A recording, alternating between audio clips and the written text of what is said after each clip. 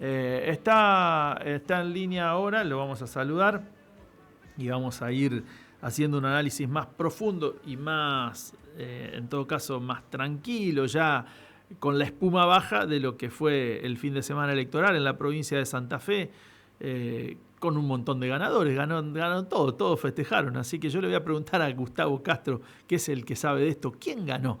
Gustavo, ¿cómo va? ¿Cómo andan? ¿Todo bien? Bien, muy bien, todo bien por acá. Qué sé yo. Bueno, qué sé yo, cada uno trata digamos, de presentar su relato, como se dice desde hace algunos años, su interpretación de los resultados del domingo. Algunos tienen una mayor capacidad de imponer esa mirada por su posición de poder, como es el caso del gobierno de la provincia, del gobernador Maximiliano Puyaro.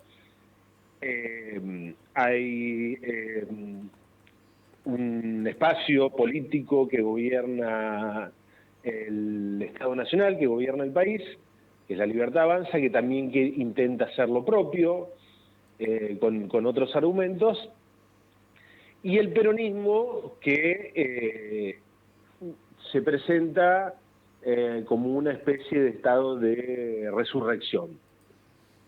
Luego, sobre todo, del cataclismo de 2023 a nivel nacional y ni que hablar a nivel provincial. Recordemos lo que pasó en el 2023. El peronismo pierde un montón de provincias, además de perder el gobierno nacional, y a nivel provincial pierde el gobierno de la provincia, pierde un montón, pierde senadores, lo cual parecía imposible, pierde un montón de intendencias. Hay como una ola no peronista o antiperonista que lo lleva puesto a partir básicamente de lo ocurrido con los gobiernos, con todos los matices y con todas las argumentaciones y con todas las justificaciones del caso, por la ausencia o el no cumplimiento de las demandas mayoritarias que llevaron al peronismo a los respectivos gobiernos en el año 2019. A fines del año pasado teníamos un congreso partidario que voló por el aire. Recordarán ustedes, un congreso partidario del PJ santafesino, virtual, que terminó con acusaciones cruzadas, que había congresales abandonos. truchos, distintos sectores que se fueron, la conducción del PJ que los acusaba de, digamos, con matices, con diferentes argumentos según el sector, que los acusaba a unos de pactar con Puyaro, de querer cortarse solo, en fin, todo un escenario de balcanización que prometía lo peor para las elecciones de este año. Y por diferentes razones esto termina no ocurriendo. Incluso en la elección de convencionales constituyentes, que es la que se preveía que podía, digamos, deparar resultados más lastimosos para el peronismo, porque se presentaba dividido, porque no había ningún tipo de acuerdo, ni siquiera en términos de confluencia posterior en la Convención Reformadora Constituyente. Aún así emerge ya en ese momento una figura que en buena medida podríamos decir que rescata al peronismo de no digamos de la muerte, lo rescata del subsuelo, ¿no? Vamos a ponerlo en estos Sí, sí. términos. Que es Juan Bonneberg. Y no precisamente de la patria sublevada. No, para nada, para nada. Digamos, saca del pozo al peronismo a alguien que no sé si decir no es peronista, qué sé yo, digamos, el peronismo tiene acepciones muy Claro, amplias. ¿quién dice quién es y quién no es, no? Claro, es alguien que no proviene de la tradición del peronismo, pero que siempre estuvo, no sé si siempre, en los últimos años estuvo dando vueltas alrededor del peronismo, ya había tejido una alianza en Rosario que casi le permite llegar a la intendencia, y ahora en la convención reformadora da la nota y se ubica en el segundo puesto. Me estoy refiriendo a Juan Monteverde, ¿no? Ujú. Ahora bien, ¿qué es lo que termina pasando en esta última elección, en la del domingo? El famoso escenario de tercios que se dibujaba en el horizonte en la elección de convencionales reformadores y en la primaria de concejales. Digo que se dibujaba porque tenías el panperonismo, podríamos decir, en donde ahí abrevaba Monteverde, Lewandowski, Zuckerman, y después por el otro lado el panlibertarismo, en donde aparecía Amalia Granata, La Libertad Avanza con Nicolás Mayoras. Ese escenario de fragmentación, pero que más o menos uno podía ver en los grandes contornos, un escenario de tercios, se termina verificando en la elección del domingo, en donde ya La Libertad Avanza se constituye como un frente con buena capilaridad en el territorio santafesino y que se ubica de manera casi invariable en el podio. Es decir, en el podio aparece el peronismo, centralmente más para Santa Fe, es decir, donde está el PJ oficial, Unidos, el oficialismo de Maximiliano Puyaro, y La Libertad Avanza. Se genera entonces un escenario de tercios. ¿Y qué es lo que ocurre en la provincia de Santa Fe en general, pero particularmente en la provincia de Santa Fe, cuando tenemos un escenario de tercios? Aumentan ostensiblemente las chances del peronismo. ¿Por qué? Porque el electorado no peronista, que es mayoritario, y diría mayoritario de manera consolidada, cuando ese electorado se parte en dos opciones competitivas entre sí, no en una elección, no en una opción del electorado no peronista que es muy superior a la otra, sino que son competitivas, y en consecuencia no se produce el fenómeno del voto útil, entonces el peronismo asoma la cabeza. Claro, Y claro. aún castigado, aún abollado, recupera competitividad y termina ocurriendo que no solamente se gana Rosario, cosa que no ocurría creo que desde el año 2001, en elección distrital, no en elección local, sino que también de las 10 ciudades más grandes de la provincia, que explican más del 50% del padrón electoral, de 10 gana 6. Es decir, gana la mayoría de las ciudades top 10 en cantidad Sí, en volumen de electores, electoral. en volumen electoral de la provincia. No solamente que gana las elecciones locales, sino que si vos contás todos los votos de esas 10 ciudades más grandes, todos los votos del peronismo, todos los votos de Unidos y todos los votos de La Libertad Avanza, el peronismo saca más votos, saca 20.000 votos más que su segundo inmediato perseguidor, que es Unidos. Pero además gana en la principal ciudad, ¿no?, de la provincia. Gana en Rafaela, gana notablemente en Santo Tomé, gana previsiblemente en Reconquista, gana en lugares, en 6 ciudades en donde, salvo en el caso de Reconquista, todos los intendentes son de Unidos, no son peronistas. Gana en ciudades que están asentadas en departamentos en donde, salvo en 2 casos, que es San Lorenzo y Castellanos, son todos senadores del oficialismo, de Frente Unidos. Entonces, a mí me parece que la elección del peronismo, desde mi punto de vista, por todas las características y por la previa que había tenido, se destaca sobre el resto. Y me parece además que en el caso del Frente Unidos, este intento de plantear que fue una victoria avasallante en toda la provincia, contundente, del oficialismo, no se ajusta a la realidad. No se ajusta a la realidad porque, primero, el planteo de que hubo un triple empate en Rosario no tiene ni pies ni cabeza. Claro, Fue una elección de tercios que le permitió al oficialismo salvar la ropa. Ahora, quedó a 20.000 votos Carolina Lavairú de Juan Monteverde. Hay 5 puntos porcentuales de diferencia. ¿Dónde está el triple empate? Con ese criterio, los 20.000 votos son 20 pueblos de esos que claro, de los que señala, de los que señala de como, los que levanta claro, el gobernador cuando pinta toda la bota roja, la provincia de rojo. Claro, son 5 puntos de diferencia en Rosario. No hay ningún triple empate. Hay escenario de tercios que es otra cosa, que es muy otra cosa.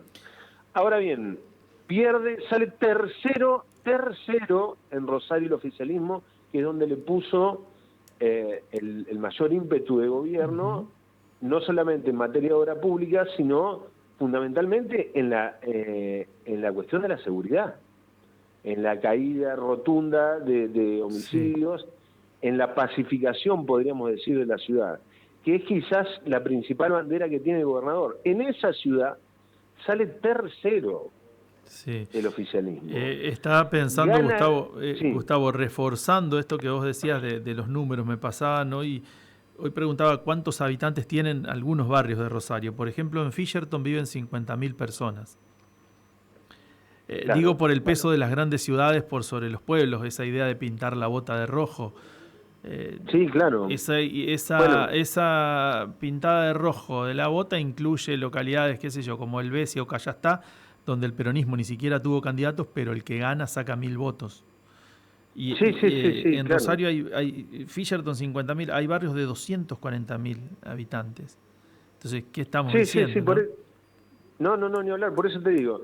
¿Por qué pongo las 10 ciudades más grandes? Porque las 10 ciudades más grandes representan el 54% del electorado.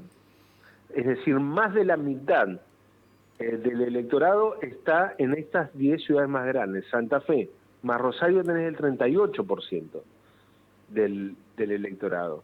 Fíjate vos, otro dato, en la ciudad de Santa Fe el Frente Unidos gana cómodo, gana por 7 puntos con relación al peronismo, que le arrebata el segundo lugar al PJ oficial, digamos, que le arrebata el segundo lugar a La Libertad Avanza. Y si vos haces una suma muy amplia, como la que hizo el candidato Medei, concejal electora, dijo, bueno, el campo nacional y popular mete 3 concejales, bueno, lo podés discutir, pero no resulta una locura, digamos, una cuestión completamente, una interpretación delirante. Después hay que ver en qué termina todo eso, pero ponele. En cualquiera de los casos, Unidos le saca 7 puntos al peronismo, es decir, bueno, el oficialismo obtiene una victoria contundente. Sí, es cierto, pero ponía en juego 5 concejales y mete solamente 3. Claro. Es decir, hay un retroceso.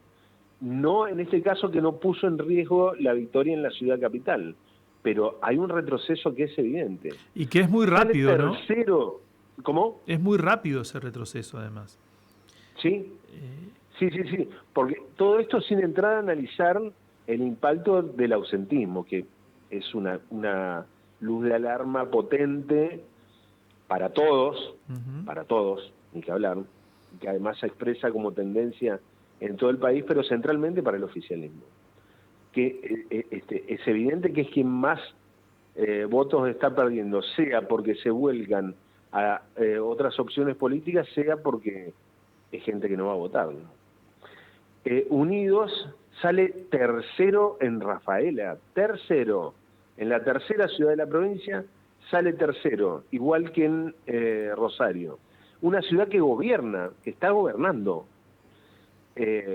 Sale tercero en Santo Tomé, donde también gobierna y donde tiene un senador propio del Frente Unido. Quiero decir, hay un montón de elementos como para pensar, digamos, como para discutir, si querés, como para debatir esta idea que está intentando instalar, me atrevería a decir con forceps, el gobierno provincial, de que hubo una victoria arrasadora, contundente, demoledora. Vieron que ahora están de modo todos estos adjetivos calificativos grandilocuentes. Impactante, contundente. Bueno, hay un montón de elementos concretos, como para entrar a discutir o a debatir un poco esa interpretación que intenta imponer a los empujones, me atrevería a decir, el gobierno provincial. Ujú. Y en el caso de La Libertad Avanza, yo creo que se van con un sabor amargo, en el sentido de que pierden finalmente Rosario frente a Monteverde. La gran apuesta fue Juan Pedro Aliar. Claro, porque cómo se Y, hubiese levantado el lunes Milei y toda La Libertad Avanza si Alear era el ganador. ¿Cuánto más bueno, es que valía, no? a diferencia de las primarias y de la elección de convencionales constituyentes, en donde La Libertad Avanza jugó bastante a media máquina, acá hubo una apuesta muy fuerte. una apuesta tan fuerte que incluso vino ni más ni menos que la hermanísima, Karina Claro, Milei, claro. a bancar a Juan Pedro Aliar en la elección de Rosario, y el hecho de salir segundos, lógicamente, les quita una victoria que hubiese sido presentada casi que de manera similar al triunfo que obtuvo La Libertad Avanza en la ciudad de Buenos Aires. Ujú. Me parece que en ese sentido es un traspié. Igualmente también es cierto que es el debut electoral en elecciones locales de La Libertad Avanza, con todo lo que ello implica, es decir, no está Javier Milei en la boleta, y en la boleta única, si bien ahora hay una menor cantidad de candidatos y las marcas se ven con mayor claridad, hace en varios distritos una elección digna, y en algunos casos obtiene triunfos resonantes, como Villa Constitución, por ejemplo. Sí, ¿No? yo ayer decía que es Que es síndrome de Estocolmo, ¿no? bueno, qué sé yo, es una ciudad industrial donde tiene mucho peso Asindar, que ha tenido muchos inconvenientes desde la llegada de Javier Milei, despidos, parálisis de la planta, con una tradición sindical legendaria, la Ujú. UON de Villa Constitución, con un intendente peronista, Berti, y con un senador de Unidos, que se me escapó el nombre. Sin embargo, allí gana con contundencia La Libertad Avanza. Me atrevería a decir, sin conocer el paño, pero me animo a arriesgar, el candidato de La Libertad Avanza en Villa Constitución debe haber tenido características individuales muy potentes, Ujú. porque se despega de la performance general de La Libertad Avanza, que vos decís, Claro, bueno, claro, claro. Giacomino es el senador. Giacomino, exactamente. Vos tenés algunos, el propio Juan Pedro Aliar es el candidato de La Libertad Avanza, pero tenía virtudes propias que potenciaban en todo caso el poderío de la marca. Gana La Libertad Avanza en Casilda, que es otra ciudad de las más importantes de la provincia, y hace buenas elecciones, razonablemente buenas, en distintos lugares. Aparece siempre en el podio, en algunos casos en el segundo lugar, en algunos casos en el tercer lugar. Se consolida, me atrevería a decir, al menos en el corto plazo, como uno de los tercios en los cuales está dividido hoy mayoritariamente el electorado santafesino. Claro que en el caso de La Libertad Avanza hay un elemento que siempre hay que tener en cuenta, y es la suerte que tenga el gobierno de Javier Milei. Cuando digo la suerte, digo qué tan bien le vaya al gobierno de Javier Milei durante los próximos meses y en los 2 años siguientes a las elecciones que les quedan de gestión. Digo esto porque ya lo hemos hablado en reiteradas oportunidades. El gobierno de Javier Milei tiene una popularidad que se asienta centralmente en un elemento, la baja de la inflación. La baja de la inflación, más allá de toda la retórica y todo el biribiri del orden macro, del superávit fiscal, todo lo que escuchamos diariamente de los fundamentals de la economía. Vieron que a los economistas, sobre todo los economistas liberales, les gusta hablar todo en inglés porque parece que les da mayores aires de sabiduría, ¿no? Ponete a pensar, el crawling peg, el carry trade, era la bicicleta financiera. Sí, decía. Bueno, claro. Todo chamullo, ¿no?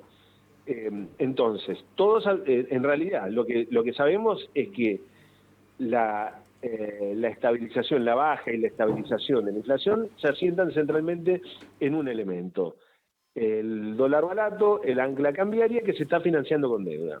Ahora, ya está todo el tablero, están en todo el tablero sonando las alarmas. La más importante, la que se conoció hace un par de días, un informe nada más y nada menos que de JP Morgan, diciendo, es momento de rajar al menos hasta que pasen las elecciones, con el cimbronazo que esto puede originar en el mercado cambiario. Entonces, La Libertad Avanza tuvo un debut electoral correcto, podríamos decir, con candidaturas locales en Santa Fe. Sí, ahora, esa performance puede variar drásticamente si al gobierno le empieza a ir mal en la economía. Más que ir mal en la economía, le empieza a ir mal con el dólar y la inflación, que es está su base ligado. casi exclusiva de sustentación política. Claro, está muy ligada a la suerte de cualquier candidato de la Libertad Avanza, a la suerte de un espacio político nuevo que, si le va mal, desaparece porque está centrado solo en la figura de un par de personas. Así es. Por eso esto es para matizar también el desempeño de la Libertad Avanza electoral, y también por eso también estamos hablando en relación a los tres principales frentes, que todos en algún punto tienen algo para celebrar, pero en algunos casos ese festejo asoma más forzado que en otros. Me parece que el punto indefectiblemente destacado, o más destacado del domingo, es esta suerte de resurrección del peronismo, en parte por algunas virtudes propias, pero para mi gusto de manera determinante por la vuelta del escenario de tercios, que es lo que le garantiza al peronismo tener chances de llegar competitivo a una elección local en este caso, y que en el mejor de los casos le permite o asoma en el horizonte, contra todos los pronósticos, la posibilidad de, a partir de un trabajo político considerable, llegar competitivo al año 2027, cuando hasta hace un ratito eso parecía ciencia ficción. Gustavo, ¿la seguimos mañana acá en el estudio? Dale, nos vemos mañana. Te esperamos el análisis del acto electoral del fin de semana a cargo de Gustavo Castro.